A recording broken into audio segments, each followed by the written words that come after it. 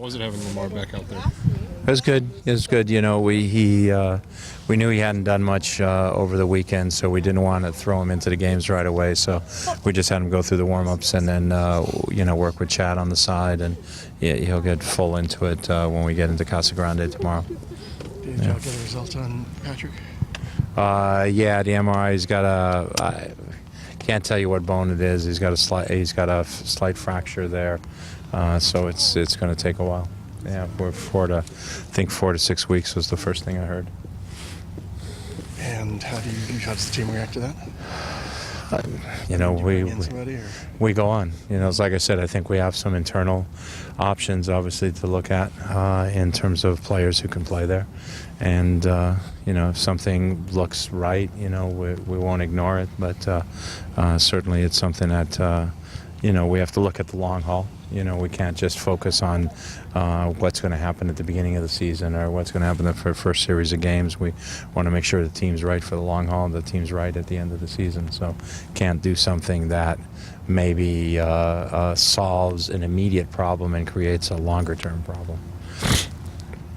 Will you be watching the game tonight, U.S.-Canada game? Yeah, we watched the game. I spoke to both Brad and Eddie yesterday. They didn't know lineups, but they felt pretty good about their chances of playing, and they've both been doing well. They're healthy, they're fit, so forth. And we talked that after the game, we were going to give them a few days off anyway. So and then we'll see if they get called into the Honduras camp, and they'll either join us then in Casa Grande towards the weekend, or they'll be gone for the Honduras camp and join us after that.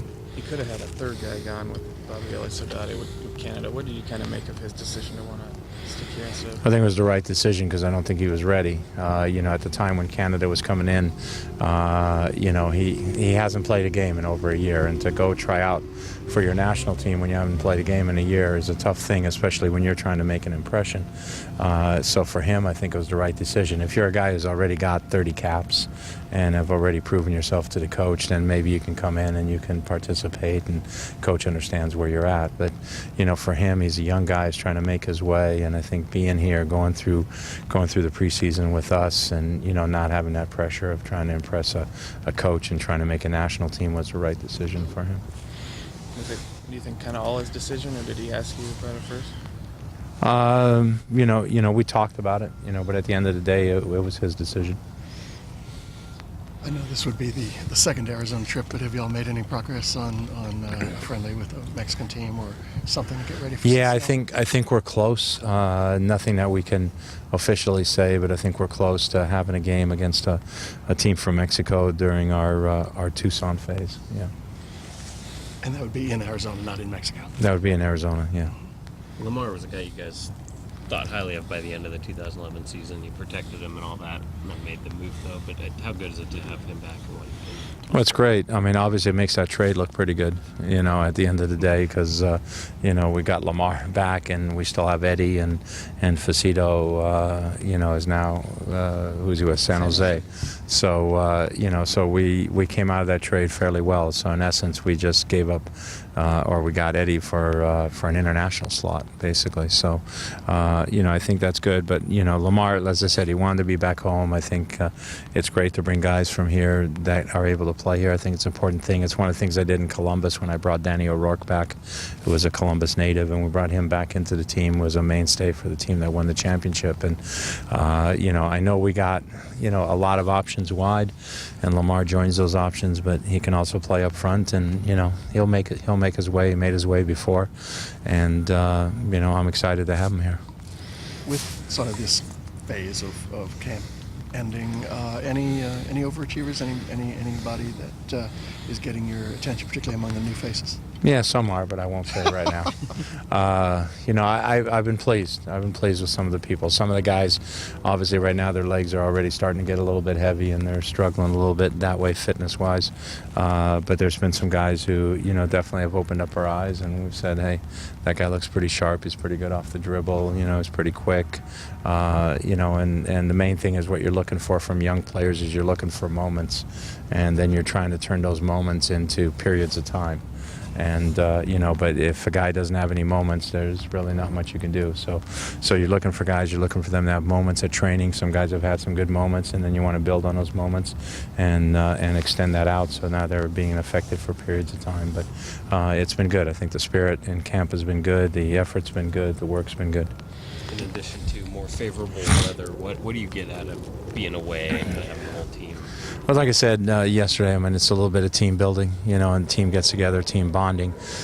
We spend some time with each other. They spend some time with each other, so whether they're playing cards or whatever they're doing, surfing on the internet or playing video games, but they get together, they talk a little bit, so it's a good thing for us to get together. We get to know them a little better. We have more time to call them in and have talks with them, where when it's here, you're going home in between, and sometimes it's tough to have a guy come, coach wants to meet with me, but then there's sort of a captive audience there. They got no place to go. So and it's a good training facility, in terms of just for soccer training. It's not an entertainment facility, but it's definitely a soccer training facility. The fields are good. The complex is nice. It's good for our staff because we can set up our own training room, our own locker room. They have their own laundry areas and stuff. So it's really, for somebody, if you go there, make sure you take a tour of it. But if you haven't been there, you understand how it's really good for the staff. They're not working out of hotel rooms.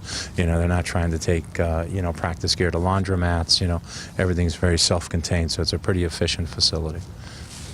I should get paid money for that advertisement. That was pretty good. Send that video over to me. Yeah, exactly. Everyone here but Patrick going to travel, or will you also kind of make some cuts?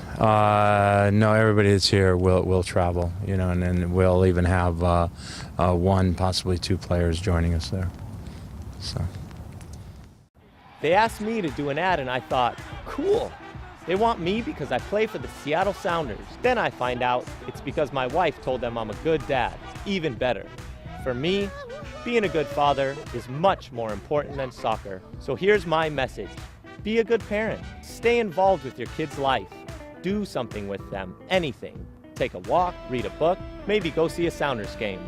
We can make it better for our kids by staying involved and showing that we love them.